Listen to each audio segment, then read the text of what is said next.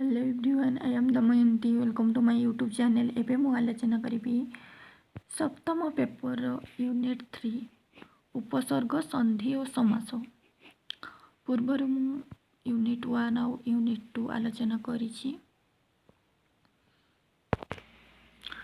समास कहले कौन बुझ?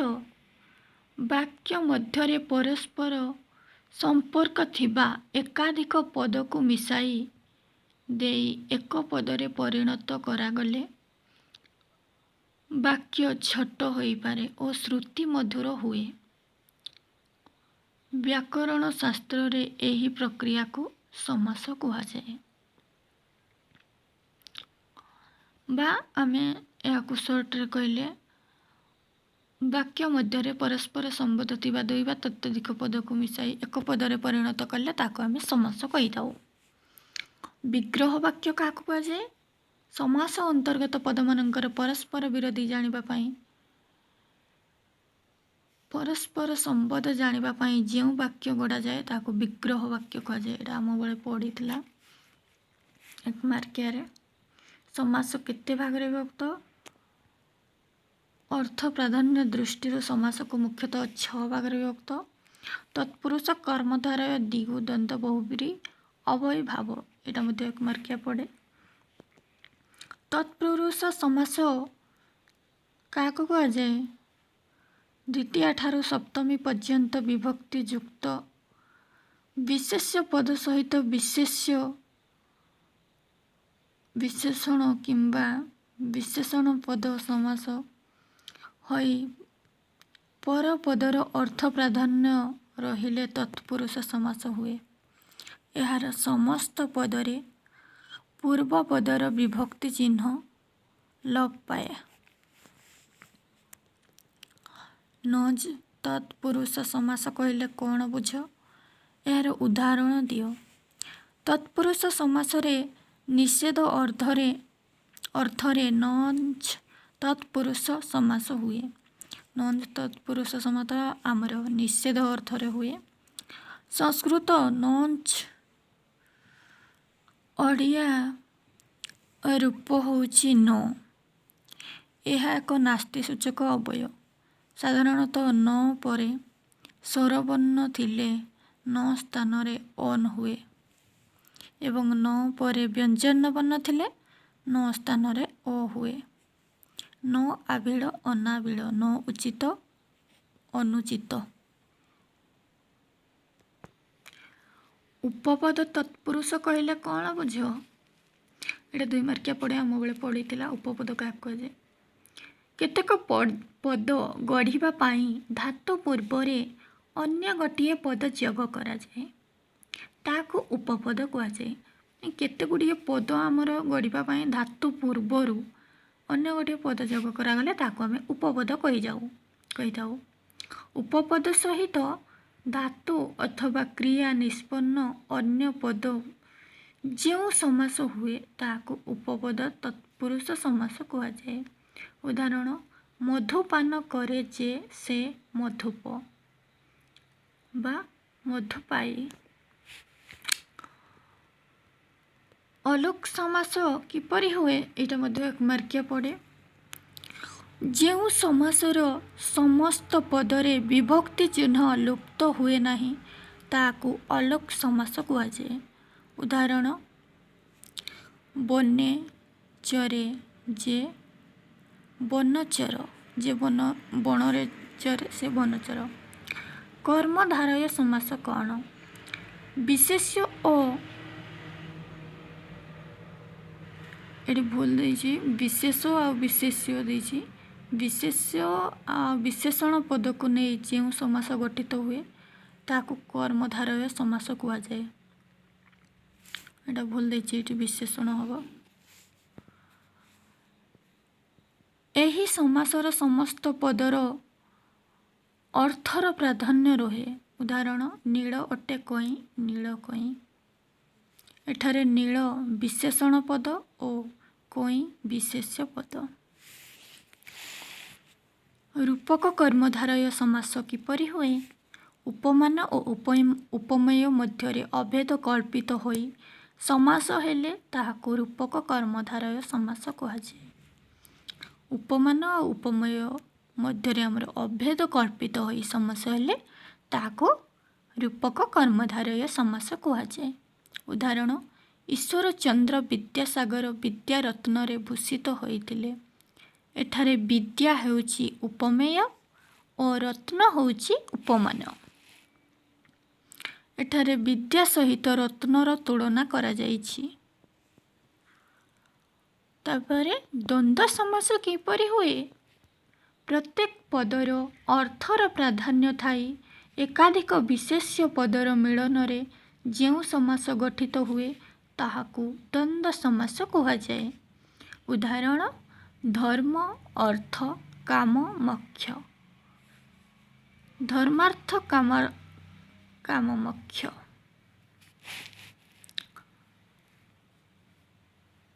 दिगु समास किपरि हुए? यह मध्य एक मार्किया पड़े। जो समास रे संख्यावाचक शब्द पूर्वरे थाई समस्त पदटी समाहार बा समष्टि को बुझाए ताहाकु दिगु समास कुहाଯାଏ। उदाहरण त्रिफला तीन फलर समाहार। बहुब्री समास कौन? जो समास रे समस्त पद समस्यमान पदमानंक मध्यरु काहारी अर्थ को न बुझाई अन्य को बुझाए ताहाकु बहुब्री समास कुहाଯାଏ।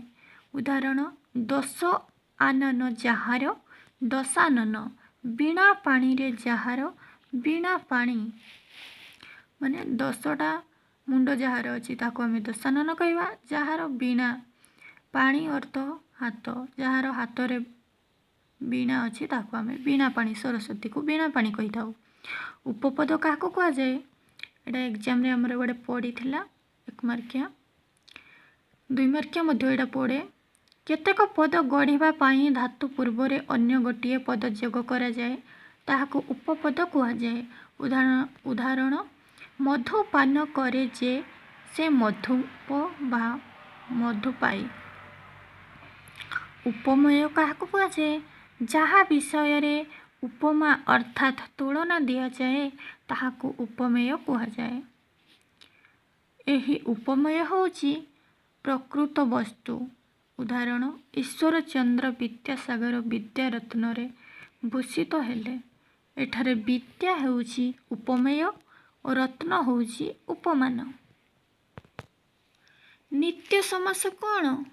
केतेक स्थल रे समास वाक्य न थाई मध्य समास हुए ताको नित्य समास कुहाଯାଏ। एटा मध्य 1 मार्किया भी पड़े 2 मार्किया भी। 1 मार्किया पढ़ले आम लिखा केवल केतेक स्थल रे समास वाक्य न थाई मध्य समास हुए ताको नित्य समास एटके लिखा 2 मार्किया हेले आ गोटे सेंटेंस लिखा कौन ना यहाको नित्य समास कुहाଯାଏ। उदाहरण कृष्ण सर्प। एठारे निर्दिष्ट जाति नाग को बुझाए अन्य कला सर्प को बुझाए नहीं। कृष्ण सर्प कहले आमर सबू सर्प को बुझाए नहीं केवल से कृष्ण सर्प को ही बुझाए। निषेधार्थ बहुब्री समास कहले कौन बुझ? केतेक क्षेत्र रे नास्तिवाचक शब्द पूर्व पद होई बहुब्री समास हुए एहाकु निषेध बहुब्री समास कुहाଯାଏ। उदाहरण नाही अंत जाहार अनंत नाही आदि जाहार अनादि जार अंत नहीं बा शेष नहीं ताको आम अनंत कही दऊ। उपमित बहुब्री कौन? केतेक बहुब्री समास रे उपमान पूर्व पद और उपमेय पर पद होई थांती। समस्त पदरे उपमानर अंश विशेष लोप पाए एहाकु उपमित बहुब्री समास कुहाଯାଏ। उदाहरण गज गमन परि गमन जे स्त्रीर ताहाकु गज गमना। जो स्त्रीर चाली गज परि बा हाथी परि ताहाकु आमे गज गमना कही थाउ। व्यतिहार बहुब्री समास कौन? एक जातीय क्रिया रे परस्पर व्यापृत थिबा बुझाइले व्यतिहार बहुब्री समास हुए। उदाहरण केश को केश धरी जे युद्ध केशा केशी। जी चुटी को चुटी टणा टणी होकर युद्ध करती ताको आम केशाकेशी कही था। तापरे बहुब्री समास केते भागरे केतेक उदाहरण दियो। सहृदय जार सुहृद अष्ट अंग चक्र जार अष्टवक्र एक बाग जार एक बागिया। सहार्थ बहुब्री कौन? सहार्थक बहुब्री समास अन्य पद सहित सह शब्द संजोगरे जो बहुब्री समास हुए ताहाकु सहार्थ बहुब्री समास कुहाଯାଏ। ଏହା सह शब्द समस्त पदरे सरे परिणत हुए। उदाहरण परिवार सहित अच्छी जे सपरिवार। जे परिवार सहित मिसिकी अच्छी ताको आम सपरिवार कही था।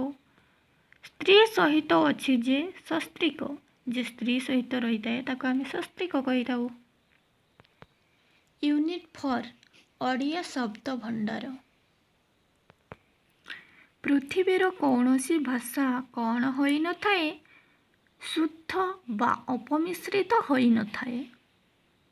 प्रत्येक बलिष्ठ भाषारे भाषार स्रोत मिशी रही थाए। भारत रे आर्य भाषा क्या कहुए?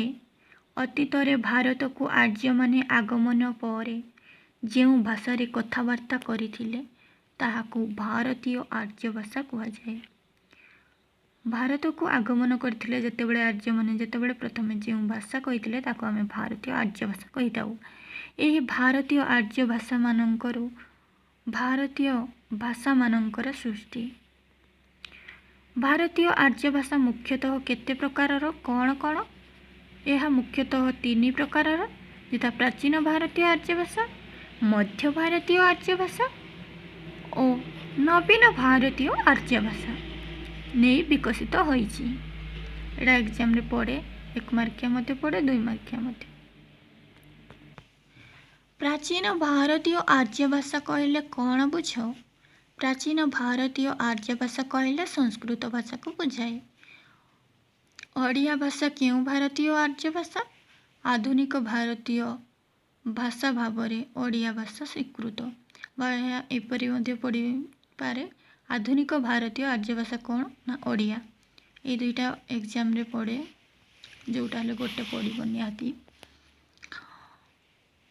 ओडिया शब्द विभव को विचार कला बेले बृहत्तर दृष्टि शब्द मानक केते भागरे विभक्त करा जायछि? शब्द मानक मुख्यतः 2 भागरे विभक्त करा जायछि। प्रथमतः मौलिक और द्वितीयतः वैदेशिक। मौलिक शब्द मानक मध्यरे किए किए पर्याभुक्त तत्सम अर्ध तत्सम तद्भव देशज आदि मौलिक शब्द मानक मध्यरे पर्याभुक्त। एटा मध्य एग्जाम रे 1 मार्किया पड़े। हमरा मौलिक शब्द रे किए किए ना तत्सम अर्ध तत्सम तद्भव देशज आदि। वैदेशिक शब्द मानक मध्यरे किए किए पारसी आरबिक तुर्की यूरोपीय भाषा समूह इंग्राजी फरासी पर्तुगीज और उड़ाज आदि वैदेशिक शब्दर अंतर्भुक्त। यहाँ मध्य 1 मार्किया पड़े। तत्सम शब्द क्या कहुए? तत् प्लस सम हूँ तत्सम अर्थात तत् अर्थ संस्कृत एवं सम अर्थ समान। जो ओडिया शब्द गुड़िक सीधा सड़क भावे संस्कृत भाषा को भाषारू आसी सही अर्थ को तत्सम कहुए। जो ओडिया शब्द गुड़िक आम सीधा सड़क संस्कृत भाषारू आसी ताको आम तत्सम शब्द कही था। केतेक तत्सम शब्दर उदाहरण ईश्वर ऋषि उद्धृत कनक गगन धन। मनीष गोटे सामाजिक प्राणी निजकू और निज भाषार प्रतिष्ठा लगी से कौन करिथाए लेख। कौन सी भाषार उन्नत और बलिष्ठ रूप मध्यरे से भाषार स्थायी रूप और मौलिकता संपर्क में जुक्ति करवा ठीक नुहे। कारण से भाषा सृष्टि विकास और प्रतिष्ठा लगी विभिन्न समय रे विभिन्न उत्सरू विभव आहरण करिथाए। सांप्रतिक काल रे पृथ्वीर कौन सी भाषा शुद्ध बा मौलिक होई रही पारे नाही। मनीष एक सामाजिक प्राणी होइथिबारु निजर चाहिदा पूरण करिबा पई एक स्थानरु अन्य स्थान को जाइथाए। एटा मध्ये 2 मार्किया किंबा 3 मार्किया पड़े। भारतीय आर्य भाषार नामित किपरि करा जाइथिला? मनीष एक चालाक और चतुर प्राणी होइथिबारु निजको बंचाइबा सह समाजरे प्रतिष्ठित हेबा पाई अन्य मानंकर साहाय्य और सहयोग चाहिए। निजर आवश्यकता चलणी पूरण करिबा पाई एक स्थानरु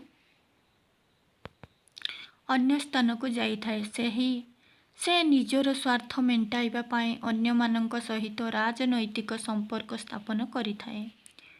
तो केतेबेले आभिजात्यपूर्ण ढंगरे कालातिपात करिबा पाई वाणिज्यिक और अन्य केतक मनोरंजन धर्मी हेबा पाई सांस्कृतिक संपर्क रक्षा करे। एटा मध्य 3 मार्किया किंबा 4 मार्किया पड़े। भारतीय आर्य भाषा को 3टी पर्याय पर्याभुक्त कहले कौन बुझ? परवर्ती काल रे एही भारतीय आर्य भाषारू भारतीय आर्य भाषार सृष्टि होइछि। भारतीय आर्य भाषा को भारतीय भाषा मानंकर सृष्टि होइछि। भारतीय आर्य भाषा को 3टी पर्याय विभक्त। सही पर्याय को प्राचीन भारतीय आर्य भाषा, मध्य भारतीय आर्य भाषा और आधुनिक भारतीय आर्य भाषा भावे ग्रहण करा जाइछि।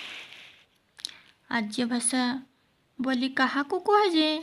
ओडिशा रे ऑस्ट्रो एशिया गोष्ठीर एक सुप्राचीन बासस्थान। एठारे शबर, कंध, कल, मुंडा, सांताल, परजा इत्यादि जाति बास करती। एठारे सुमेरिय मानक वंशधर द्राविड़ माने मध्य बहु प्राचीन कालरू बास करती। ओडिया भाषा संस्कृत भाषा अनुप्रवेश पूर्वरु एही उभय गोष्ठीर व्यक्ति मानकर भाषा ओडिया रे प्रचलित थिला। एही दुई गोष्ठी ओडिया रे देशीय अधिवासी, तेणु एमानंक भाषा देशीय भाषा बा देशज भाषा भाବରେ ख्यात। तत् प्लस भव कहले कौन बुझ? प्राचीन भारतीय आर्य भाषारू मध्य भारतीय आर्य भाषा पाली प्राकृत अपभ्रंश मध्य देई परवर्ती रूप नहीं नवीन भारतीय आर्य भाषा ओडिया रे व्यवहृत शब्द को तद्भव शब्द कुहाଯାଏ बा संस्कृत भाषा रे ଯେଉଁ शब्द गुड़िक विकृत भाव रे ओडिया भाषा रे स्थान पाइछि ताहार अन्य नाम हैला तत् प्लस भव संस्कृतर जात बा उद्भव। ओडिया भाषा रे अनुप्रवेश करिथिबा वैदिक शब्द गुड़िक कौन? जावनिक मूल वैदिक शब्द अकल, अमान, आईन, अस्ताद, करामत, खैसात, गफलत इत्यादि। ओडिया भाषा रे यूरोपीय शब्द कहले कौन बुझ? यूरोपीय वैदेशिक शब्द इंग्राजी मूल वैदेशिक शब्द inch, pencil, bulb, doctor, injection इत्यादि। ओडिया भाषा साहित्य रे पोर्तुगीज वैदिक शब्द कहले कौन शब्दर प्रभाव कौन? पोर्तुगीज मूल वैदेशिक शब्द है आलमारी, आल्पिन, साया, तौलिया, रमाल इत्यादि। ओडिया शब्द भंडार कहले कौन बुझ? एटा मध्य 3 मार्किया पड़े। ओडिया भाषा रो शब्द संभार विभिन्न उत्सर उत्साहित होई विपुल रूप धारण करिछि। केतेक क्षेत्र रे वैदेशिक आहूत शब्द ओडिया भाषा रे एपरि निजर करिछि सेगुड़िक वैदेशिक भाषार शब्द बोली सहजरे जानी हुए नहीं। देशज शब्द भंडार को क्यों कौं शब्द आसीछि संक्षेप रे लेख। आदिवासी भाषा मूल देशज शब्द कोड़ी कोड़िए गद्दी गेंडा चाल ढिंकी इत्यादि। अर्धतत्सम शब्द कौन? केतेगुड़िए तत्सम शब्द मूल भाषा संस्कृतरू इस अपभ्रंश रूपरे ओडिया भाषारे व्यवहृत होइछि ताको अर्ध तत्सम कुहाଯାଏ। यह संस्कृत विकृत रूप कहले अत्युक्ति हेब नाही। देशज शब्द कौन? एटा मध्य 1 मार्किया पड़े 2 मार्किया मध्य। ओडिया शब्द भंडार रे एभली केतेक शब्द रहिछि ଯେଉଁଗୁଡ଼ିକ ସଂସ୍କୃତ ନୁହେଁ, ସଂସ୍କୃତରୁ ଉତ୍ପନ୍ନ ନୁହେଁ ବରଂ ଏହି ଶବ୍ଦ ଗୁଡ଼ିକ ମଧ୍ୟରୁ କେତେକ ଅଭ୍ୟୁତ୍ପନ୍ନ ଶବ୍ଦ, କେତେକ ଆଞ୍ଚଳିକ ଶବ୍ଦ ଆଉ କେତେକ ଦ୍ରାବିଡ଼ାନୁସାରେ ଶବ୍ଦ ଓ ଅଷ୍ଟ୍ରିକ ଭାଷାନୁସାୟୀ ଶବ୍ଦ ରହିଛି। ଏହି ସବୁ ଦେଶଜ ବା ଦେଶଜ ଶବ୍ଦ ଭାବେ ଗ୍ରହଣ କରାଯାଏ। ଆଞ୍ଚଳିକ ଶବ୍ଦ କେତୋଟିର ଉଦାହରଣ ଦିଅ। ଆଞ୍ଚଳିକ ଭେଦରେ ବ୍ୟବହୃତ ଭାଷା ବା ବୋଲିକୁ ଆଞ୍ଚଳିକ ଶବ୍ଦ କୁହାଯାଏ। ମାନେ ଆଞ୍ଚଳିକ ଭେଦରେ ଯେଉଁ କଥା କୁହାଯାଏ ତାକୁ ଆମେ ଆଞ୍ଚଳିକ ଶବ୍ଦ କହିଥାଉ। ଆଜିର ଆଲୋଚନା ଏତିକିରେ ସମାପ୍ତ କରୁଛି। ନମସ୍କାର।